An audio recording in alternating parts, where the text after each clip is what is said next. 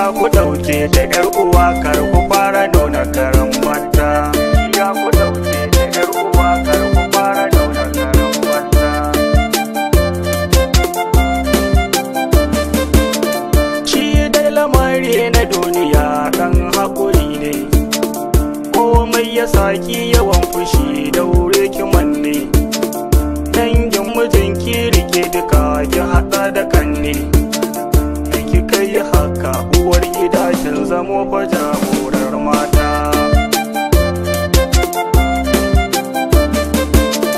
Kishiya ado ce cikin gida ku fahimci juna, ki zaman lumana da natsuwa sangwama ku daina. Alamai gida walwalar gida ki saka shi banna, saka mai gida walwalar gida ki saka shi murna da wadata.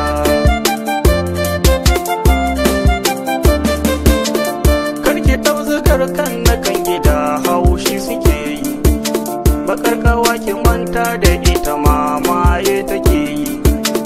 Bata da magana da natsuwa damuna da sanyi, bakar kawa ki share da ƴar uwa bata da mamura kwata-kwata.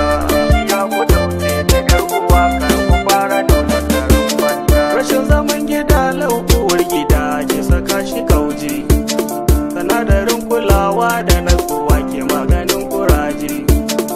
Sanya walwalar so da natsuwa ke saka shi saji. Da macen da ke ta faɗin kishi ko kira ta tambugar mata.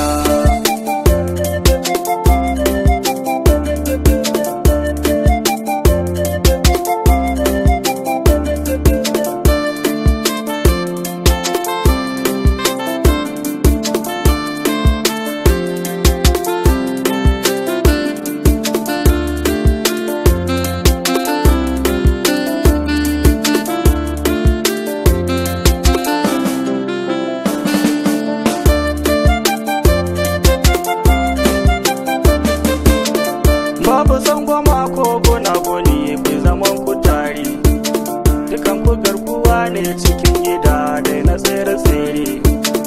Haɗa kawunan ku gida waje zangwama ku shure, in ku kai haka za ku zamo zaman ku lafiya lau da wadata. Duk kishi ya fara ce babu baka a duniyar tunani, mai haƙuri ke da nasara cikin gari da tsauni. Yau da gobe ku ne cikin gida matakala da tsani, kaka ta giyar so da ta kauna haɗa da dangana ta tuta.